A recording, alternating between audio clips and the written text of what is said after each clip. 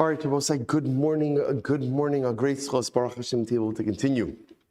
Menachos begin by thanking all of our sponsors for this morning's share. To thank our Talmud Torah sponsor for the month of Adar Haba Alina Latova, Benjamin and Elise Wall of Eretz Yisrael, who are proud to support the incredible worldwide work that the SOTC family does on behalf of the Jewish people. Our week of learning sponsors, Paul and Kathy Pollack, for dedicating the Shiurim and Joshua this week in memory of Paul's grandfather, Samuel Pollack Zechariah ben Zechariah. And our Daf Yomi sponsors for today, a very beautiful sponsorship, Dr. and Mrs. Robert Edelman and their sons, Dan, Adam David, and Moshe Yaakov, to commemorate the Zion Adar Yahrzeit of Dr. Edelman's father, Marvin Edelman Mordechai ben Chana Alav Shalom.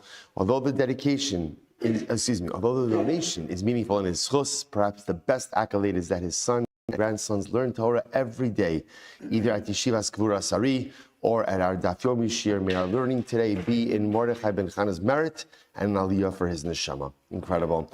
Ayala and Sarah Steinberg in the source of continued help, and for Shulamis, Schana Bas Susha, and for an ultimate refuah shlema, and Adam Plonka in commemoration of the yahrzeit of Moshe Rabbeinu, Moshe ben Amram, today on Zion Adar. We hope that in the merit of our Talmud Torah, all of the neshama and aliyah, the families in Nechama, all those who need refuah shavon together with Kol Cholei Yisrael, we should be zocher meretz Hashem to besoros tovos and brachos for all of Am Yisrael and Eretz Yisrael.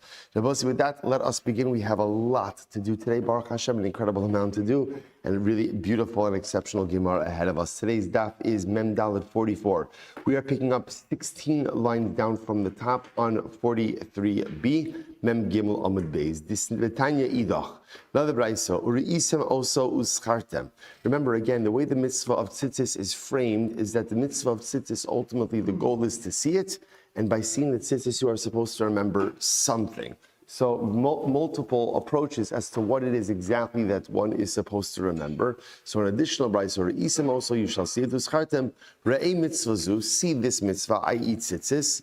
Uzachar mitzvah acheres hasmuchala, and ultimately go ahead and remember another mitzvah. Which mitzvah? The one that is juxtaposed or right next to tzitzis. What does that refer to? Ve'ezo zu mitzvahs kilayim. Ultimately, again, this refers to the mitzvah, the prohibition of shatnez. Dichsiv lo silbosh shatnez tzemru fishlim yachta, because the Torah says you shall not wear shatnez, wool and linen together.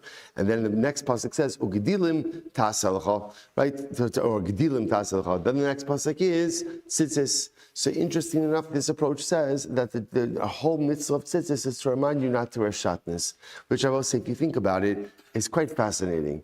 That where else do you find this? That you have a mitzvahs aseh that is absolutely, completely dedicated to reminding you not to perform a mitzvahs los aseh. So I have an entire mitzvah of tzitzis that is there just to remind me not to wear shatnez. Seems a little bit strange. Perhaps the yisod is as follows. What's the mitzvah or what's the prohibition of shatnez?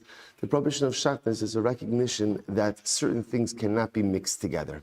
Certain things don't go together, that you have to be careful the way certain realities, certain forces mix together. In fact, the Sefer HaChinuch brings down, that's the whole yisod of shatnez. Shatnez, basar, bechalav, these prohibitions are all the same. What they say is that in life there are different energies, different forces.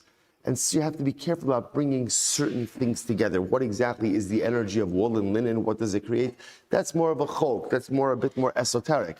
What's basar b'chalav? Same idea. These forces should not be brought together. And if you think about this, this is one of perhaps the most important yisodos for successful living. It's knowing what influences to allow into your life and what influences to keep out. That's the whole mitzvah of kilayim. Kilayim says there are certain things you can bring together, certain things you can't bring together. Successful spiritual living, what influences do you allow into your heart, into your home, into your soul, and what influences do you have to kind of keep on the outside? So it could very well be what the Bryce is saying is the entire mitzvah of tzitzis is a reminder about the prohibition of shatnez. The entire mitzvah of tzitzis is to keep you on guard and to create a certain vigilance. What do you allow yourself to be exposed to? What influences, what realities, what mixtures do you allow into your home, into your into your soul and into your heart. Incredible. Let's go back there. Says Gemara, Tanya Idach, another brayso. Uri isamo so schartem is kol mitzvos Hashem. Kevan shneschayiv adam mitzvazu neschayiv b'chol mitzvos kulam. So we'll say, interestingly enough, so the pasuk says, remember, you'll see the tzitzis. Uschartem is kol mitzvos Hashem. You will remember all of the mitzvos of HaKadosh Baruch Hu. So what does this mean? The Gemara says, because once you become chayiv in tzitzis, you become chayiv in all the other mitzvos as well. Now, what does that mean? Now, remember, the Gemara says, Rabbi Shimon the Amar mitzvah saseh shazman gramahu. According to Rabbi Shimon, who says that tefillin is a time-bound commandment. So when does the time for tzitzis begin? We'll call it for our purposes day. Okay, Mishiyakir, daytime. Interestingly enough, most mitzvos are applicable by day. So what the Gemara is saying over here is that when the mitzvah of tzitzis begins, that's when you are reminded about your obligation for all other mitzvos as well. Incredible. The Gemara says, Tanya idach, another brayso, re'isemo. So you shall see that tzitzis uschartem is called mitzvos Hashem, and you will remember all the other mitzvos. So both say you see a common theme that tzitzis. Interestingly enough, tzitzis is this mitzvah that is not an ends, rather it's a means. It's a trigger mitzvah. The whole idea is because I'm wearing this on my body the whole day, so therefore what's happening over here is it's reminding me about something else. The shaila is, what's the something else? And of course, none of these approaches are mutually exclusive. So the Gemara says, really incredible. Shkula mitzvah zu, kineged kala mitzvahs kulan. The mitzvah of tzitzis, literally again, measures up, corresponds, or is equal to all of the other mitzvos. Now we'll say, now that is a very strong statement, right? In general, we try to stay away from statements that this mitzvah is as important as this mitzvah. All mitzvahs are important. So what does it mean when the Gemara says that this mitzvah, again, literally measures up against, which means is as important? Shkula means, and we'll say the imagery is like on a scale, right? If you put the mitzvah of tzitzis on one side and the other mitzvahs on the other side, the scale would be equal. So what does that mean? So first of all, Rashi HaKadosh says, if you look at Rashi, Shkula mitzvah zu, it's in the short lines, about 10 lines in. This is very important. Rashi midichsiv es kol mitzvos. So first of all, because remember, the Torah itself says that you will see the tzitzis, or isam also es kol mitzvos Hashem. So the Torah itself creates this reality that somehow tzitzis correspond to all of the other mitzvahs. But if you look at the rest of Rashi, va'od the tzitzis b'gematria tafresh v'heik sharim v'ches chutin haritayag. But again, Rashi gives something very beautiful over here. Rashi says the numerical value of tzitzis is 600. That's if tzitzis is written with 2 yuds, right? The numerical value ultimately is 600 plus 5 knots on each corner, and 8 strings for each corner. 600 plus 5 plus 8 is 613. So beautifully, tzitzis itself is a numerical reminder of all of the mitzvahs. So Rashi is saying over here is it doesn't have to mean that necessarily tzitzis is as important as the rest of the mitzvahs. But again, I will say, could very well be that the point of tzitzis is literally a physical reminder that I wear on my body just to remind myself there are 613 mitzvahs ultimately in the Torah that HaKadosh Baruch Hu gave me, and those are my daily responsibilities. Quite beautiful. The Gemara goes weiter. The Gemara says, Tanya idach, so this is a very dramatic Gemara. So another brayso. So we'll say, if you notice again, there's like 3 verbs over here. You will see the tzitzis, right? You'll remember the mitzvahs, va'asisem osam, and you will perform them. The Gemara says, listen to this. Re'iyah mevi l'idei zechira. So seeing the tzitzis, seeing them, leads me to remembering the mitzvahs. Zechira mevi l'idei asiyah. And remembering the mitzvahs ultimately leads me to performance. So seeing leads me to remembering leads me to performance, which I will say is another tremendous Musar Haskell, because what it's saying is if one wants to have a meaningful Yiddishkeit, by definition there are steps to inculcating the mitzvahs into my spiritual identity. It's not like all of this is reminiscent of the Lubavitcher Rebbe's famous idea that Yaakov's vision, when he sees the Malachim, is that they're going up and down a ladder. The Rebbe says, why a ladder? Why not a staircase? It's very simple, because stairs, the Rebbe says, you could take 2 at a time, 3 at a time, right? But ladder, you can't really take 2 rungs at a time. Ladder, it only works 1 rung at a time. And in spirituality, there's incremental growth. If you try to do too much at once, It doesn't work. And perhaps that's the Torah is highlighting over here. There's a progression in spirituality. First, what is there? First, there's a re'iyah. First is almost like looking, like surveying, like what is it that I can accomplish? What could I do? Then after re'iyah, ultimately again, there's a zechira. There's a recognition that I have abilities, that I have talents, that I have kochos. And then after that zechira, then there's calculated asiyah. What should I do? How should I do it? Successful spirituality is methodical. Ultimately, again, re'iyah, see that you have potential. Zechira, remember what your kochos are. When you have that information, then asiyah. Then make a targeted plan for what you want to accomplish. Rashbi says, all beautiful Gemara's kol hazar b'mitzvah zu, zocha u'mekabel pnei hashchina.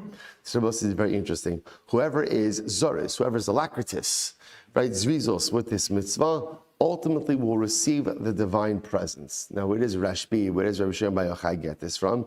He says, Ksiv hacha ori isem oso. It says over here, you will see the tzitzis. Now, the focus is on the word oso. Uksiv hasam es Hashem elokecha tira, va'oso ta'avod. You shall revere HaKadosh Baruch Hu, and you shall serve him. So it's also. He who is careful with the mitzvah, he who is zaris with the mitzvah of tzitzis, ultimately, again, will be makaba, will receive the Shekhinah. I will say, once again, one has to ask themselves, what is that? What is that?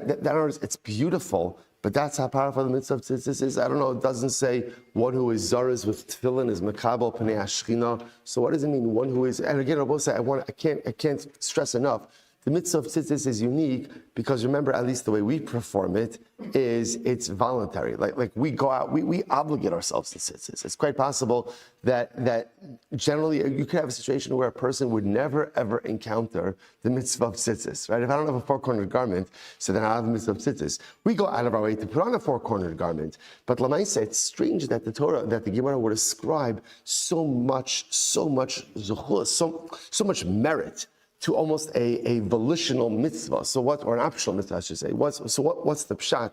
So perhaps these two Gemaras are connected. When Rashbi says, Kol hazaros b'mitzvah zu, zoche u'mekabel pnei hashchina, what he means is like this.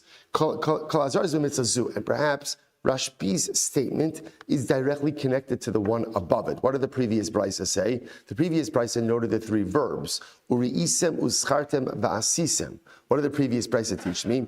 If you live a life of what the Ramchal calls a zihirus, right, where again, you're awake and you're methodical. So what do? Re'iyah, you survey your options. You look at life and you see that life is filled with opportunities. Zechira, you remind yourself of what your particular kochos are. And then you take that re'iyah, you take that zechira, and you plug it into asiyah. You make for yourself a life plan. Such a person who lives a life of tzitzis awareness like that, Rashbi says, Kol hazaros b'mitzvah zu, if you perform the mitzvah as I outlined it above, re'iyah leads to zechira, zechira leads to asiyah, such a person like that, zocher umekabel pnei hashchina. I will say, if I live a life where I am methodical in how I live, I have a plan, I look at my options each and every day, I am reminded of my kochos, and then I make a targeted plan for asiyah, a person like that who lives a tzitzis life like that, such a person is going to be makabel pnei hashchina. The Gemara goes weiter. Tan Rabbanon, Chaviv in Yisrael, this is so beautiful, Shesivav HaKadosh Baruch Hu b'mitzvahs tefillin. Sorry, b'mitzvahs. Klal Yisrael is so beloved by HaKadosh Baruch Hu that the Ribono Shel Olam surrounds us with mitzvahs. How does he surround us with mitzvahs? Tefillin b'rasheihen. I have tefillin on my head. Tefillin on my head, tefillin b'zaro saying, so I have tefillin on my head, tefillin on my arm, tzitzis b'bigdeihen, ultimately tzitzis on my clothing, umezuzah lepischeyen, and a mezuzah on my doorway. So Chavivin Yisrael, praiseworthy are, how beloved are we that HaKadosh Baruch Hu goes ahead and HaKadosh Baruch Hu surrounds us with mitzvahs. Tefillin on my head, tefillin on my arm, tzitzis on my body, and mezuzah on my door. I just want to point out something amazing. The Gemara is teaching us how to go ahead and view our spiritual obligations. So I will say, if we're honest with ourselves, sometimes we don't necessarily view our Yiddishkeit obligations as zechuyos. We don't view it as a schos. We view it as something we have to do, It's something we have to do. And L'maisa, like, I'll do it because whatever, I want Olam Haba, I want to go to Gehenna, I want to be a good Jew, there's good positive peer pressure. So we'll say, it's about flipping that switch. I'll give you a perfect example. We'll say, we wake up early every morning to go ahead or whatever. We're up, right? With a lot of different people on different time zones, Baruch Hashem, on Zoom as well. How do you feel when the alarm goes off in the morning? How do you feel? So I was saying, we have to work on ourselves to feel this is the best opportunity in the world. Now, just because it's the best opportunity in the world doesn't mean I want to do it. Right? I'm still very tired. But L'maisa, understand that the opportunity to get up in the morning and learn Torah, it's a zchus. It's not something I'm like looking to get out of. It's not something like, okay, I'll do when I have to, but like as soon as I have some other reason to exempt myself from it, I'm out. It's a zchus. And it's with everything in Yiddishkeit, giving tzedakah. I'll tell you, I have to do a lot of fundraising in my capacity. One of the things that drives me a little bit crazy is when people are like, really? You're asking again? You're asking again? You know what the answer is? Yes, I'm asking again.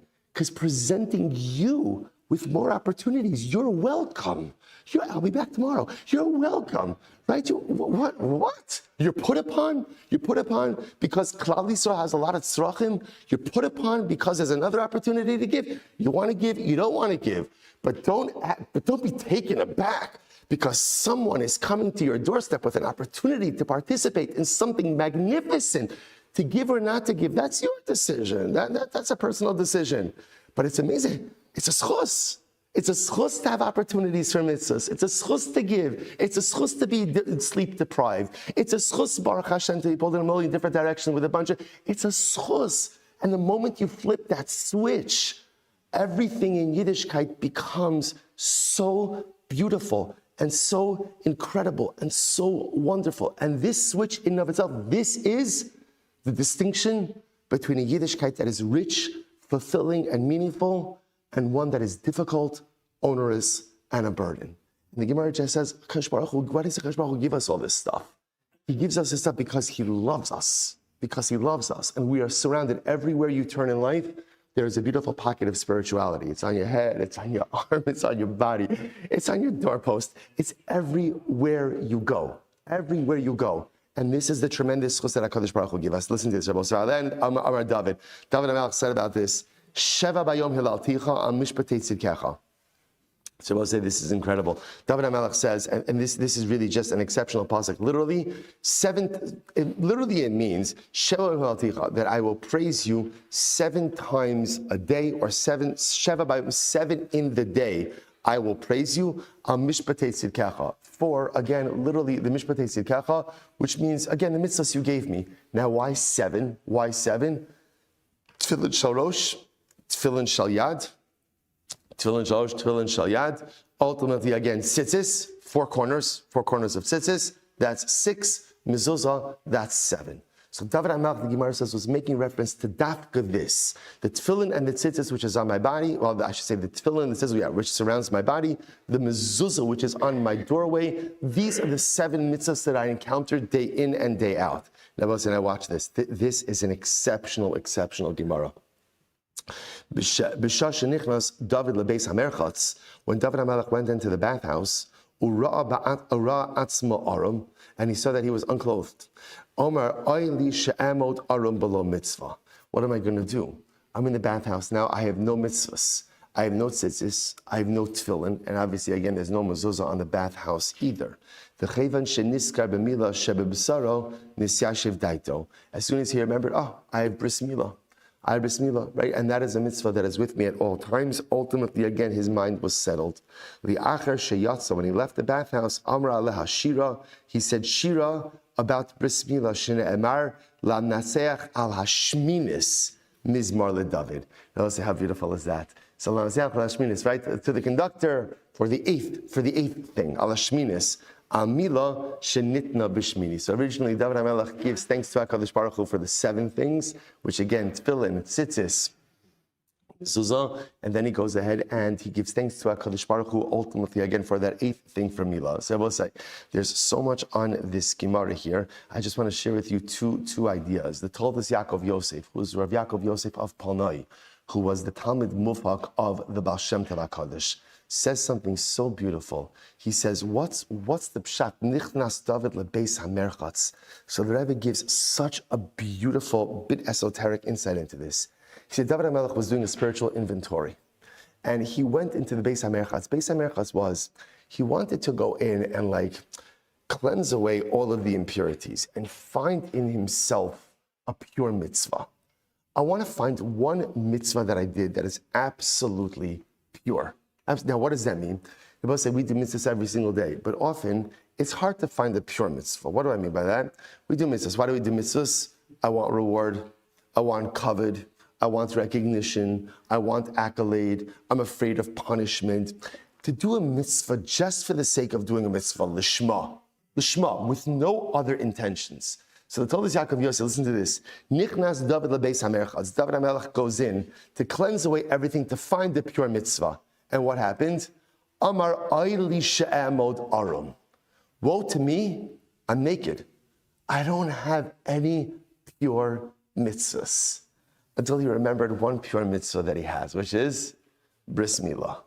Why is bris milah a pure mitzvah? Because first of all, you don't do it, it's done to you, and you're 8 days old. Right? Too young for any kind of ulterior motives.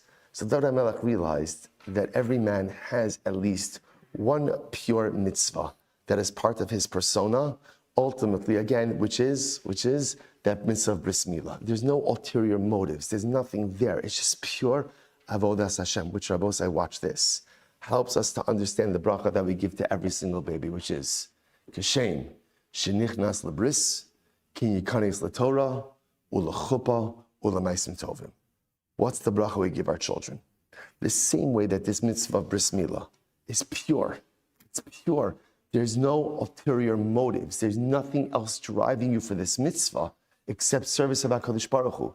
That should, halavai, be the same mindset that you take with you to other areas of life.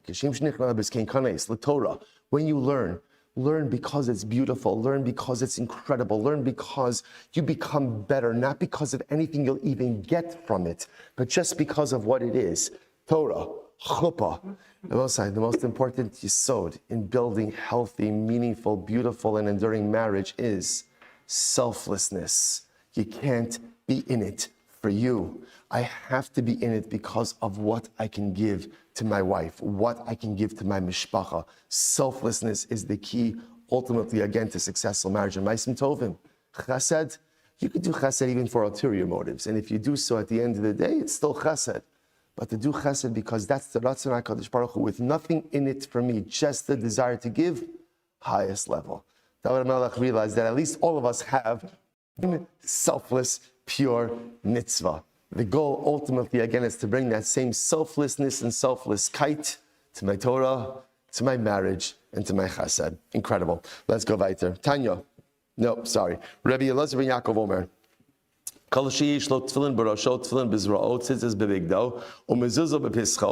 anyone who has tefillin on his head, tefillin on his arm, tzitzis on his body, mezuzah on his doorway, hakol b'chizuk shelo yechta. Wow, that is a chizuk. Now, not a guarantee, but that is a strong, that bolsters you against sin. Shene'amar v'achut hameshulash hariyinatik. The 3-ply cord will not be easily unraveled. So again, in this case, the 3-ply cord. Tefillin, tzitzis, mezuzah, which Rabbosai is very beautiful. What does this mean? There's so much over here. So remember again, what does tefillin, tzitzis, and mezuzah represent? It represents bolstering yourself with spiritual influences, physically and domicilially. In other words, so much of life is creating the right spiritual energy on your person, in your own personal life, and in your home. That's what mezuzah is. What do you allow into your house? What are the influences? What is allowed to go up until the door, and what is allowed to go into the door? That is an incredibly important yesod. A person bolsters themselves with proper spiritual energy on my guf, on my body, and in my home. That bolsters me against sin. Build your spiritual strength up, and one will be able to resist sin. The Gemara goes weiter.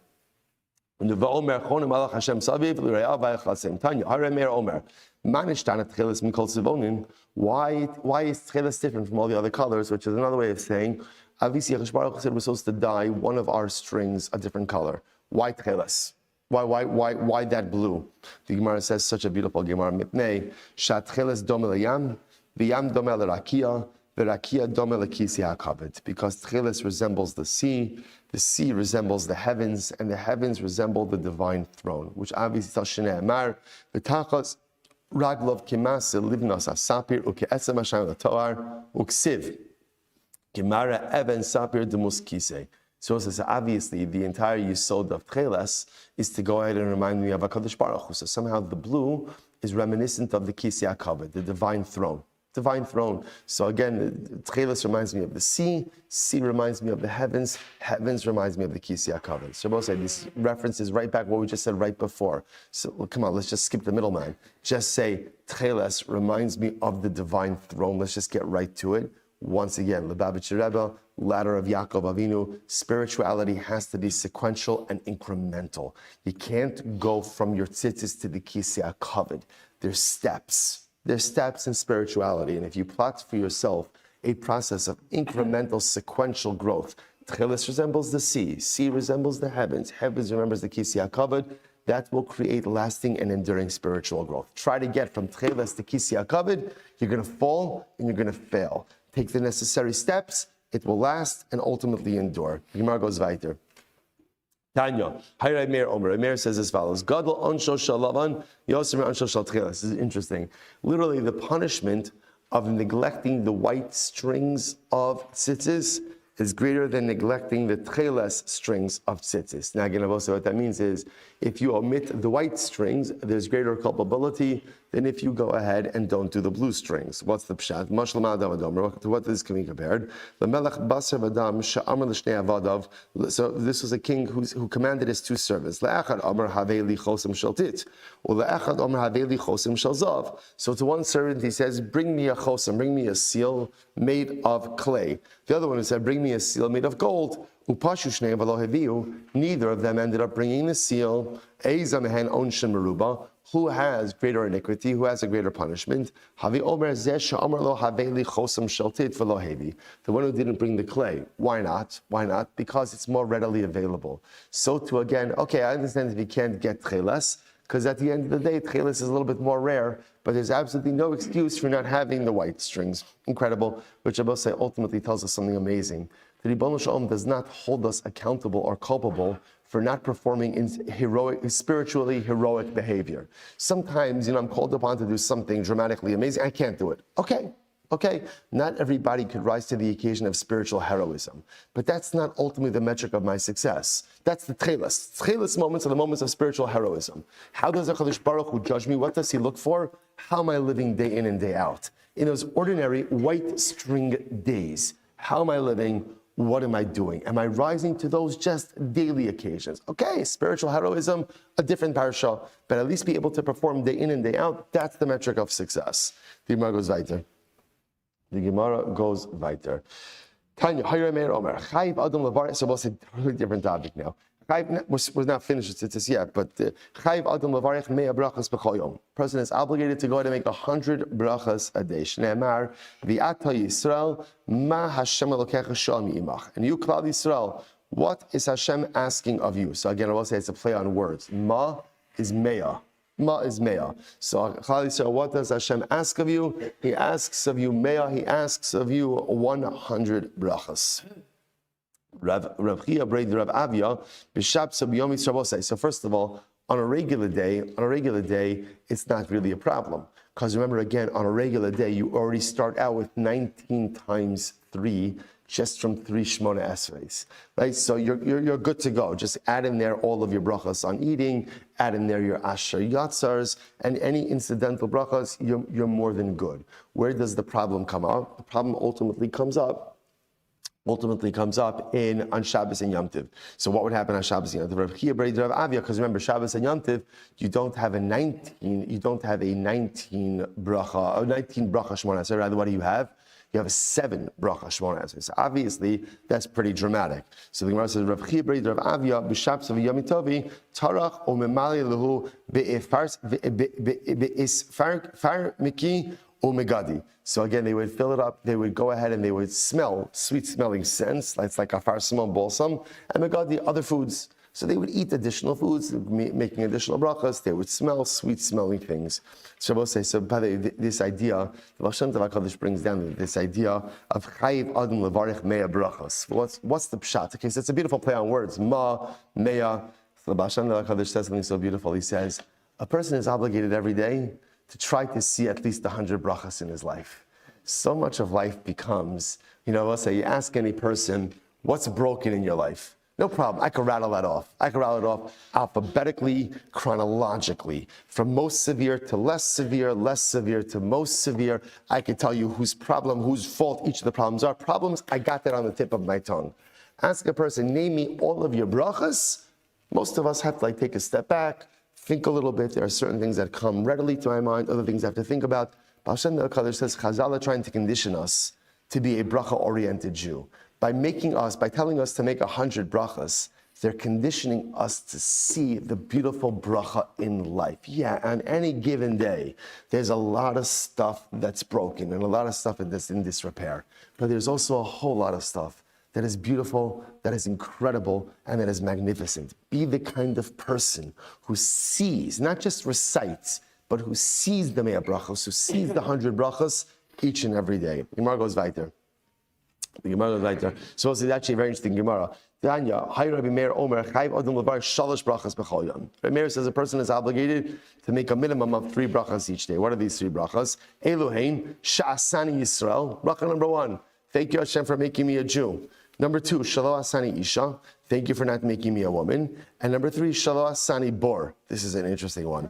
Thank you for not making me a bor. By the way, bro said bor translates the same way in English and Hebrew, right? It's a bor, B-O-O-R. Thank you for not making me just like an empty, vacuous person. Thank you for not making me a bar. So Bro said, this is great. Rav Acha Bar Yaakov, this is incredible. Shami Lebrei, Davakam Mevarech, Shalo Asani Bor. So Rav Acha Bar Yaakov heard his son making this bracha. Baruch atah Hashem Elokeinu melech haolam. Thank you for not making me a bor. Amar lei, Kule hai nami. So listen to this, Rav Acha Bar Yaakov says, really? That's it? That's the bracha? That's your accomplishment? Thank you, Hashem, for not making me a bar. Look at Rashi. Kule hai nami, about 8 lines up from the bottom. Kule hai nami, de mishabeach nafshicha, de eincha ama aretz. Right? That's what you're giving yourself a shkoyach for. That ultimately, again, you're not an ama aretz. That you're not ignorant. That you're not a bar. So he goes on, he says, Lashon Achar, Kuli Hai, Nami Bishlam. So again, we'll go leave this for that. But isn't that incredible? Rav Acha Bar Yaakov hears his son saying, thank you, Hashem, for not making me a bar. And says, Rav Acha Bar Yaakov says to his kid, really? Have you set the bar so low for yourself that that's your metric of accomplishment? Thank you, Hashem, I'm not an Ama Aretz. I'm not a bar. How could it be that that's the level, that's the ceiling that a yid sets for himself? Rather, Amrlei Kuli, Amrlei, Velamai Mevarach. So dad, what bracha should I make? Gemara says, Shelo Asani Aved. Rather, again, the brachas are number 1, Sha'asani Yisrael. Thank you, Hashem, for making me a Jew. Number 2, Shelo Asani Isha. Thank you, Hashem, for not making me a woman. And number 3, ultimately, again, Shelo Asani Aved. Thank you for not making me a slave. Thank you. The Gemara says, one second. The Gemara says, Shelo Asani Aved Hainu Isha. But again, we'll say, isn't that the same thing? First of all, it's not. There's so much interesting. What is that bracha of Shelo Asani Isha? What is that? What is that bracha that we're making every single day? Thank you, Hashem, for not making me a woman. So Shul say it's actually not rocket science what it is.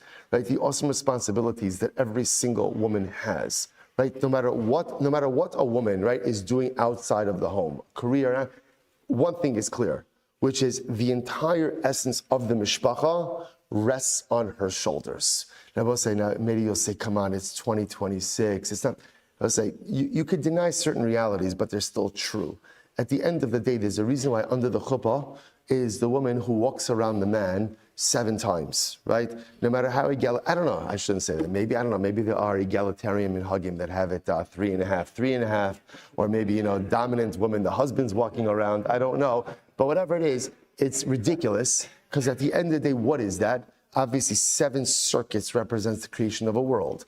That from the first moments under a chuppah, a woman says, I hereby take upon myself the responsibility to create the spiritual fabric of the home. And that's what I both say. Rahman al-Islam, in situations where the woman is not creating the spiritual fabric, the fabric is deficient. The fabric is fundamentally deficient. You could compensate as much as you want, but there's something missing when the woman doesn't own the spiritual fabric. No matter what, all the other responsibilities, that's it. That's awesome. That's an awesome and overwhelming responsibility in a family and in a home. So every man looks at that, just like every single man should look with overwhelming reverence at his wife for everything she does, all she juggles, and all the different responsibilities somehow that she's able to manage, all the different people that she has to manage. And a man comes to one simple conclusion. Right? That's, you can even answer amen to your own bracha on that one. Right? In other words, it's awesome. It's awesome. And it's hard for any man to understand how one person is able to manage so much and yet still maintain the spiritual quality and uphold the spiritual quality of the home in general. So the Gemara says that. So again, Sha'asani Yisrael. Now again, I will say, remember, we don't say Sha'asani Yisrael. Instead, what do we say? What do we say? Shelo Asani Goy. That's a whole different reason. That's because in general, by the way, we don't phrase the brachas in the affirmative. Whole different discussion. Machlokes, Shammai and Hillel. Was it good for a person to be created? Not good for a person to be created. So again, we paskin, a little bit morose, better for a person not to have been created. But now once they were, make the most of your existence. So that's why we don't really phrase any of the brachas in the affirmative. Everything is phrased in the negative. So we don't say Sha'asani Yisrael, we say Shelo Asani Goy. More about that at a different time. But the Gemara Rabbi Yaakov says, don't say Shelo Asani Bar, say Shelo Asani Aved. The Gemara says, 1 second. That's the same thing as Isha. Why? Because if you understand that perhaps Shelo Asani Isha is also about mitzvahs. Women are exempt from mitzvos aseh, shazman grama. So is an Eved. So don't those brachos overlap? To which the Gemara says, Eved, top of Mem Dalid, Eved zil tfei.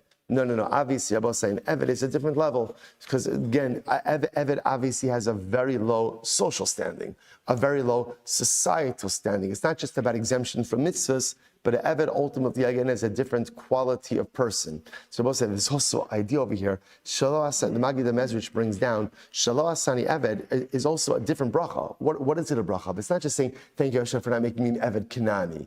Right? The truth is, to a certain degree, it's Shelo Asani Guy. It's the same. What does it mean? Did it make me an Eved? So again, the bracha we make is, Hashem, you did not make me an Eved to any of my lusts, desires, or proclivities. I am not a slave. I might have many things, right? Again, I will say, Kadosh Baruch Hu creates us with all types of innate desires, wants, lusts, proclivities, and sometimes they are very hard to combat and very hard to overcome. But I'm not a slave to those things. I am the master, and I am a slave to nothing. That affirmative statement, Baruch atah Hashem Elokeinu melech haolam, Shelo Asani Aved. At the end of the day, yes, I have many things internally that seek to derail my spiritual success, but at the end of the day, I am a slave to nothing. I own those things, they do not own me. And that positive declaration that I am in charge, I am the master of me, as we start out every day, Rabosai, is one of the most overwhelming and energizing statements. Let's go back to Tan Rabbanon. Chilazon, so we'll say back to tzitzis. Chilazon, zeu gufo domeliyam. So again, its body resembles the sea. That's a reference to its coloration. Ubriyaso domel dag, and its actual build, right? Its actual build resembles a fish. Va'ola echad shivim shana, and it only washes ashore once every 70 years. And again, with its blood, we dye the tzitz, the tchelas, the fichach damavikarim. Therefore, again, it's very expensive. Tanya Amrab Nasan, Ein L'chol Kol Mitzvah Kala Sheksuva B'Torah, Shematan Schara Ba'olam Hazeh, Okay, we'll say, get ready for this. Get ready for this.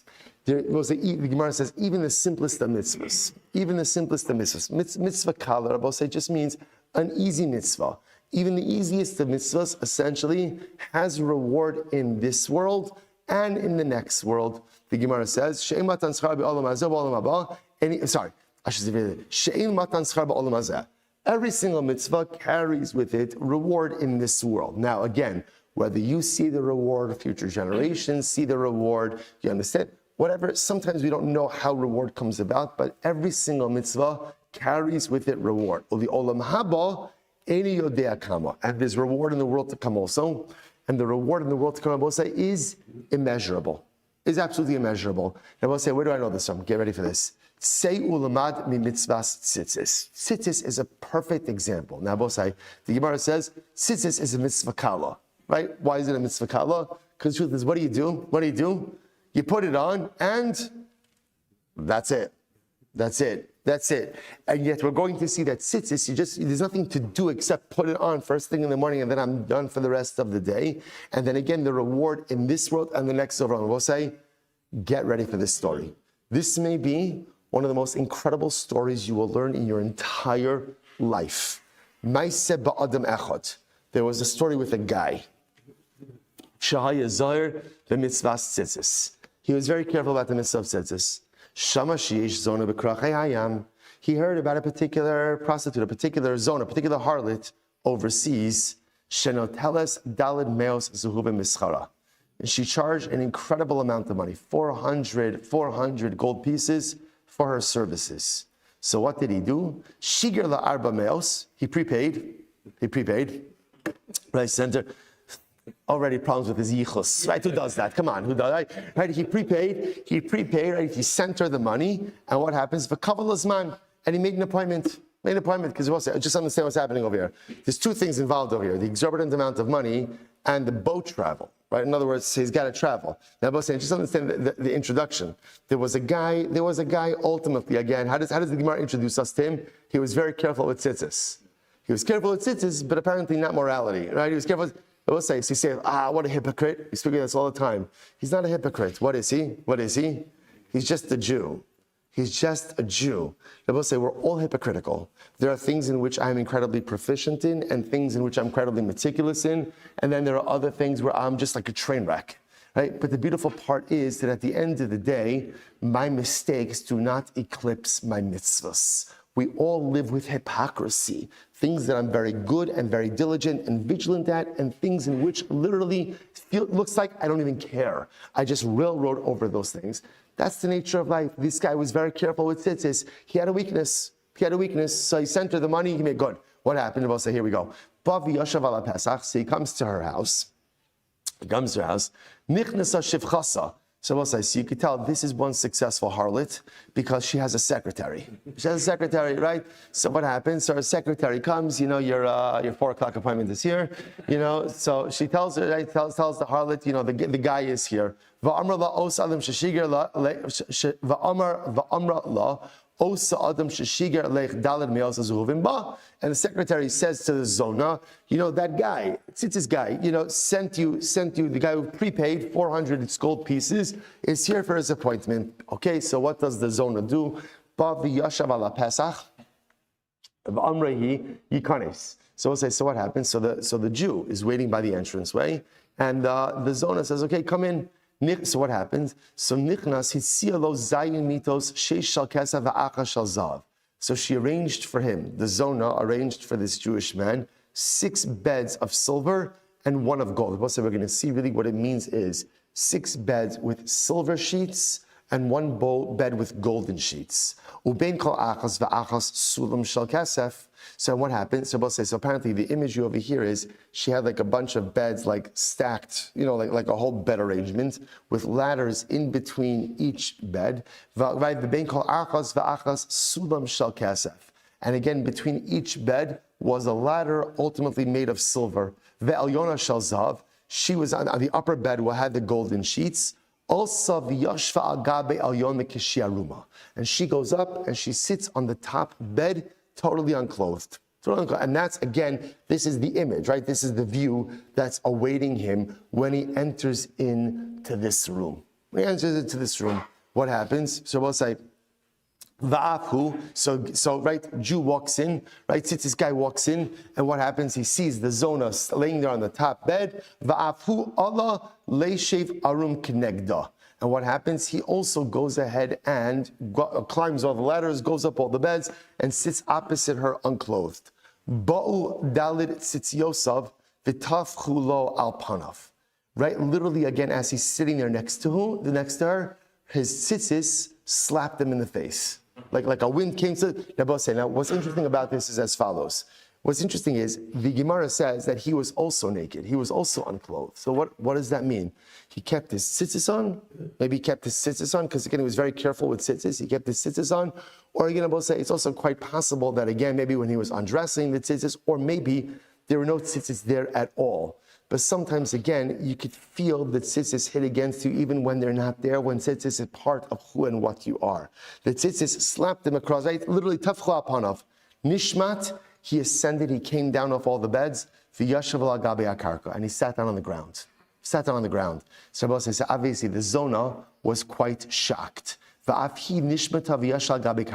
She came and she sat down next to him on the ground as well. So now watch this. Now remember, this never happened to this Zona before, right? Never before did a customer show up, right, and just leave before the act of immorality was committed. So obviously, she's a shtickle offended, right? She's offended. She's like, what's going on over here? So she comes, she sits down next to him. And what happens? Amarlo gapa shel Romi. Literally, again, I swear to you by Rome, she'eni manichascha ad shetomer li ma mumra isabi. What did you see that was so repulsive in me? So she was shocked. Here, they're sitting unclothed next to each other on the bed. And somehow, again, something happens that this guy comes along, right? And what happens? He gets off the bed. He goes, what did you see in me? She says, I need to know. This is bad for business. I need to know what imperfection did you see in me that caused you to descend and not engage in the act of immorality? Amar Laswa says, this is incredible. He says to her, Ha'avoda, shalora isi isha yafa kamoscha. I've never seen a woman as beautiful as you. Ela mitzvah achas tzivanu Hashem Elokeinu v'tzitzis shma. Rather, ultimately, again, he says to her, HaKadosh Baruch Hu gave us one mitzvah. That one mitzvah is called tzitzis. Uksiv ba, ani Hashem Elokeichem shtei pa'amim.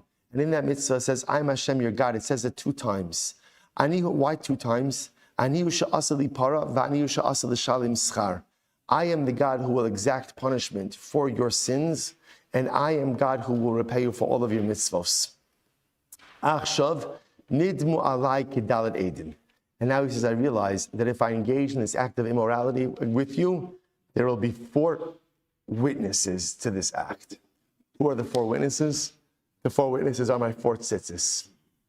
So I realized, how could I engage in this when there is ultimately, again, judgment for every single thing that we do in life? How could I engage? No, I've never seen a woman as beautiful as you, but how could I engage in this act knowing that I will have to give an accounting for it before HaKadosh Baruch Hu? Now, both say this, it's such an amazing story on so many different levels. The power of a mitzvah, even one mitzvah to safeguard you against transgression. But ultimately, again, the idea that this man has this awakening, he has this epiphanical moment, right? This epiphany, where obviously this guy was doing this stuff probably for a very long time, right? In other words, you don't go from no immorality to going to the most expensive zone in the world, right? Obviously, there was a buildup over here, right? And this guy was leading a life of general immorality. But everyone has that moment where they realize that I can't do this anymore. My life can't be like this, because if I keep living like this, I'm going to get to a point of no return. And he has that moment where literally, again, the tzitzis slap him in the face, and the tzitzis say, come on, you have to give an accounting for every single thing you do in life. Are you ready to give an accounting for this? Is this worth it? Are you ready to give away everything for the sake of momentary pleasure?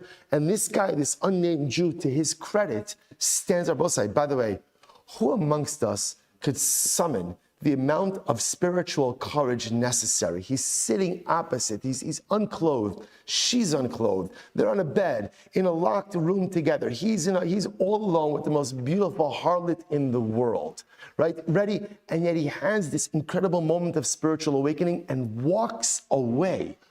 Who could ever summon up the courage? I think it would be normal to say, okay, you know what?